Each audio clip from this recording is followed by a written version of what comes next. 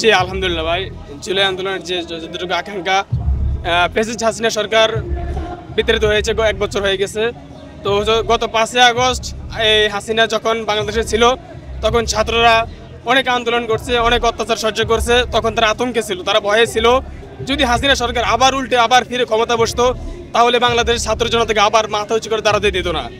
অতএব বাংলাদেশ থেকে যেহেতু প্রেসিডেন্ট হাসিনা সরকার বিতাড়িত হয়েছে, এখন আজকে সেই পূর্তিতে 1 বছর পূর্তিতে আজকের এই দিনে হাসিনা সরকার বিদায় হয়েছে।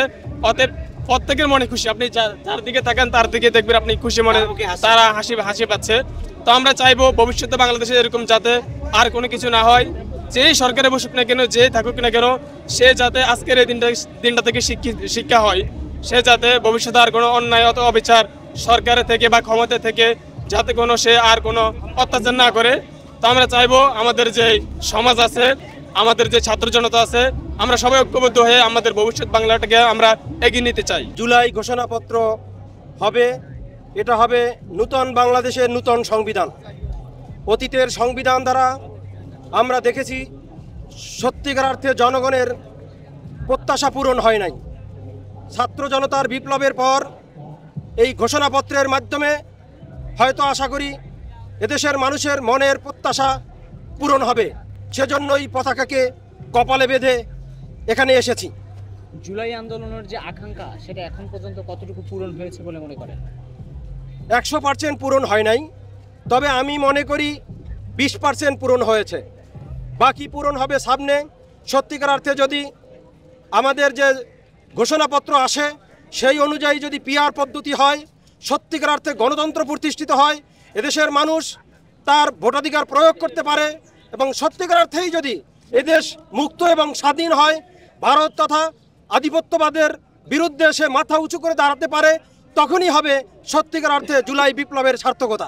আজকে দিনে দেশ স্বাধীন হয়েছে, হাসিনা পালাই গেছে, কিন্তু আমাদের যে আকাঙ্ক্ষা ছিল তখন পুরোপুরি হয়নি। আশা করি যে বর্তমান সরকার আছে এবং ভবিষ্যতে যারা আসবেন পুরোপুরি পূরণ করবেন।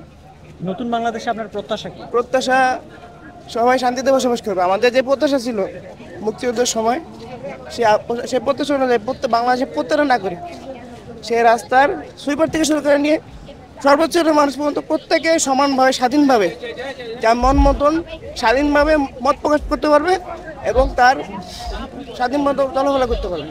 মানুষের যে মৌলিক যে চাহিদাগুলো ওগুলা পূরণ করতে পারবে যেভাবে চায়।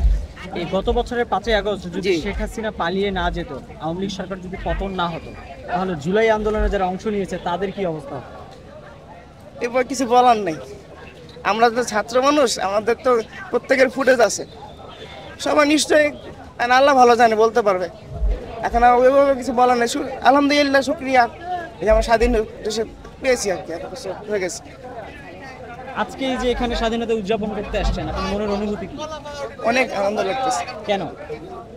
স্বাধীন দেশে আমি এখন আমার হচ্ছে কি আমাদের দেশে একটা সমস্যা হচ্ছে গিয়ে লেবাস দেখে মানুষের পরিচয় নিশ্চিত করা হয়।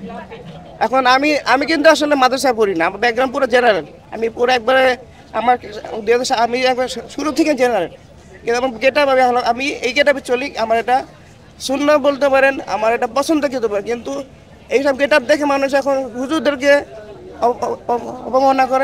অপমান করে। কিন্তু হুজুর বলেন যা বলেন, আমাদের এখন ট্যাগিং করা হয়। এই ট্যাগিংটা যাতে না করা হয় সেই প্রত্যাশা থাকবে।